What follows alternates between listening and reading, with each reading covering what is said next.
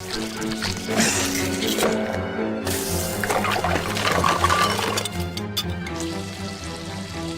about a victory drink? I call it the Mississippi Queen. Mississippi Queen? Why do you call it that? Oh, you'll find out. Hey, what's up guys? Welcome back to Binging with Babish, where this week we are celebrating 8 million subscribers. We're recreating the Mississippi Queen from regular show, but first I want to give you guys a look behind the scenes at the new studio. If that doesn't interest you, you can skip to the next chapter, otherwise follow me. Hello there. Hi. Oh hey, didn't hear you knock. Oh, you want me to knock? No, I'm just making it. Okay. There. Hey, what's up, MTV Cribs? This is my crib. Let's check it out. No. Oh, hello. Welcome to the new Babish Studios, BCU HQ. Come on in. This is the brain center, nerve center. This is the nerve center of the BCU. This is the garden apartment of my house that I bought in Brooklyn, which I have, as you can see, I've retrofitted into our studios. This is Studio A, Studio B is downstairs, we'll get there. As you can see, this was a New York City apartment, and we converted it into our play place, my play place. Right here I have a pre-ferment going for some batch of bagels. You guys know how I feel about bagels recently, so keep an eye out. Teremana tequila that The Rock himself sent me. I'm just kidding. Teremana sent it to me, but The Rock probably was not aware of that. This is a Viking 6-burner with Stay Lit technology. Watch this.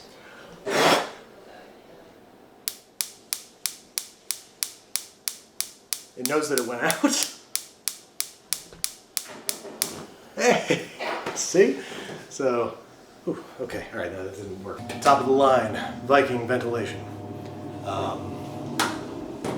Which we haven't used yet, and it was very expensive, so, whoops. Over here we have a fireplace. Doesn't this make a handsome addition to the background, the backdrop of recreating foods from the, yes! Jess is on camera duty and girlfriend duty. Here she is. Oh, it just made me laugh. Hello. Hello. Oh, this is very poor lighting. You're not gonna be happy with it. I'm sorry. Back here? Better. Down here? But go back and angle your face up as high as you can. That's the one. Does this work? That's it. Okay. All right, cut. We got it. Great. This is an oven. It's always been my dream to have a dual oven. This is a Viking. Everything's Viking. Lights. There's fan because it's convection. It's fan. It's fan oven.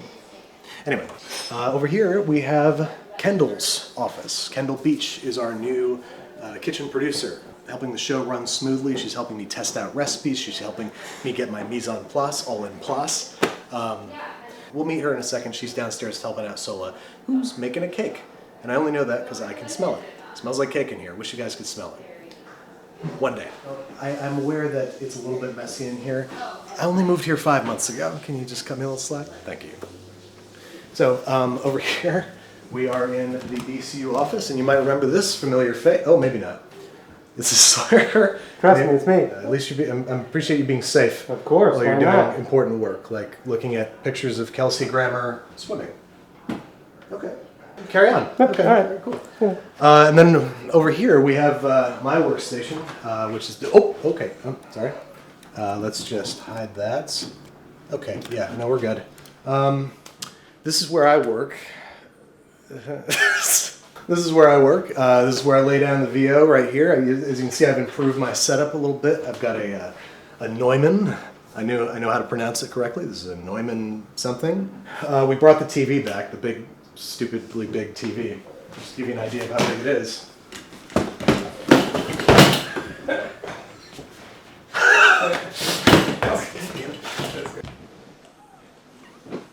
This is dumb. Alright. So, that's the office. Sawyer, where's all your protection?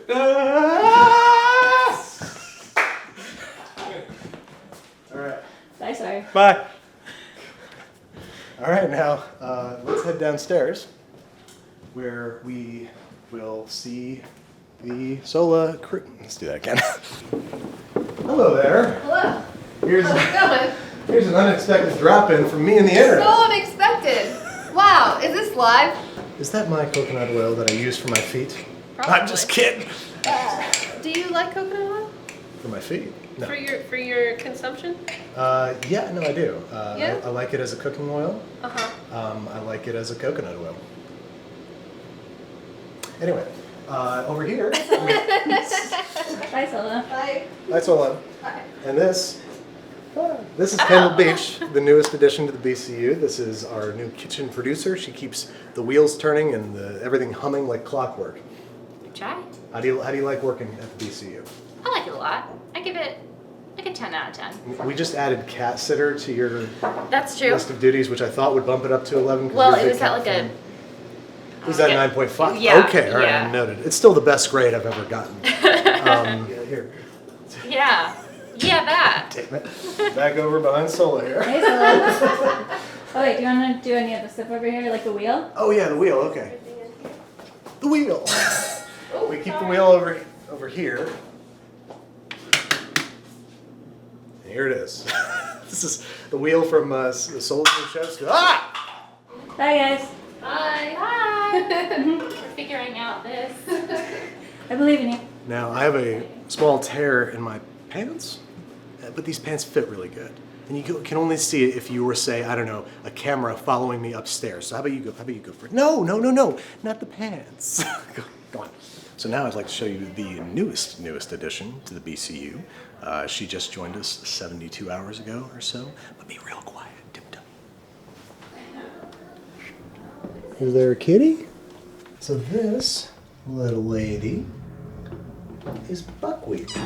Oh yeah, I know. Hey, Annie. What's the big scary thing? Oh, it's not that scary. Can you get closer to her? Closer to her? Yeah. My rib. Oh no. My rib. So this is Buckwheat, because she looks like buckwheat flour. And we named her before we found out she was a girl. She was shivering outside our front door 3 days ago. We waited for her mom to come back, but no dice. So we set up her little apartment here in the bathroom. Kiss? Oh no. Thank you guys so much for helping me reach 8 million subscribers. I hope you enjoyed this little look behind the scenes. I hope I don't look too weird in my bunched up apron. Bucky says hi. Bucky is thankful for all the belly rubs that you guys are sending her with your minds. Let's get back to the episode, shall we? Or let's let Bucky say it. Come here. Let's get back to our regularly scheduled programming. Alright, that's enough kitten cuddling for now. Let's make us a practically poisonous Mississippi Queen. A good drizzle each, chocolate sauce and soy sauce, and then not quite a full jar of mayonnaise, but more than I'm used to in my cocktail. A generous helping of kimchi, a generous pour from a jar of pasta sauce, a bag of what looked to me like mussels at the time, but in retrospect I think might have been clams, but I ordered mussels. I really don't think it's gonna make that much of a difference. A plate of assorted sushi and sashimi, don't forget the chunk of wasabi, and maybe a little bit more pasta sauce, and that's really all there is to a Mississippi Queen. This thing is supposed to be so spicy that it makes Rigby, Mordecai, and Benson trip face, so I think it needs a little bit of help. What we have here is a bottle of Mad Dog 357 No. 9 Plutonium, the world's hottest hot sauce at 9 million Scoville units, and costing $109 for 1 ounce. Basically, this is just a 60% capsaicin extract, roughly 3,000 times hotter than Tabasco sauce, and more than 4 times hotter than the hottest hot sauce I've ever eaten, The Last Dab. So I'm understandably only putting in about a half a teaspoon, which alone will have the spice equivalent of 50 bottles of Tabasco sauce. Anyway, once we've got this delicious looking mixture all mixed up, we need only add a cocktail umbrella and a straw. And there you have it, the Mississippi Queen. Time to give it an admittedly difficult taste, as it's a rather thick mixture and kind of hard to pull through the straw. But eventually I got myself a mouthful, and not only did it taste like seafood burger special sauce, it was, as you might imagine, face-meltingly hot. There are just so many reasons that I can't recommend making this at home. The gross expense, the gross waste, the grossness, but the best thing about it is the unbearable heat. So now, more than I've ever meant it when I've said it before, I think we can do a whole lot better. This seems to be a play on a Bloody Mary, so I'm going to start with 32 ounces of high quality tomato juice, add a little bit of chili sauce for that slight shrimp cocktail vibe, a little rice vinegar in honor of the dearly departed sushi, a little clam juice to replace what I in retrospect realized were probably clams, a glug of soy sauce, and because it's going to play nice with all these flavors, a little fish sauce. And honestly, let's bring back the kimchi. If we liquefy it, it's going to taste really, really good in a Bloody Mary, I think. Plus, it just wouldn't be the Mississippi Queen without some stuff floating in it. In that spirit, let's peel and grate maybe a quarter cup of freshly grated horseradish, and in what I feel like is another fitting homage to the Mississippi Queen, some wasabi. We got a lot of briny seafood flavors going on here, and I think this stuff's going to play real nice. Then we turn to the matter of heat, and I am not eating that Mad Dog 357 shit again. So to bring a decent amount of heat and a good amount of flavor, we've got a whole seeded and chopped habanero, plus a little shake of celery salt, because why not, some kosher salt and some freshly ground pepper, and blitz until relatively smooth. You don't want to have to chew your Bloody Mary. And there we have it, our base Bloody Mary mix, which I gotta say, really solid start. It's like a Bloody Mary and a Michelada had a baby and it was raised in a sushi restaurant. But it just doesn't have the psychoactive punch that I got from watching that scene. For that, I think we need mushrooms. What kind of mushrooms, you ask? Well, let's just say that they're skinny, they're dried, and they're expensive. Because they're just porcini mushrooms. Or are they? They are. Or are they? I'm kidding, they are. Don't breathe the mushroom dust after you've ground them up into a fine powder, pass it through a fine mesh sieve to catch any big old chunks, and blend it into your Bloody Mary mixture. Now you might be asking me, why are you doing this outside of a mushroom joke? Well, dried porcini mushrooms are a great way to amp up the umami and depth of flavor in our Bloody Mary. And as I'm finding out, they are really good at making geometric patterns look more interesting. Last up, this beverage is going to provide the perfect environment for some actual seafood content. Here I've got some shrimp that I'm going to peel and then devein by placing a shallow cut down the back of the shrimp and removing its digestive tract.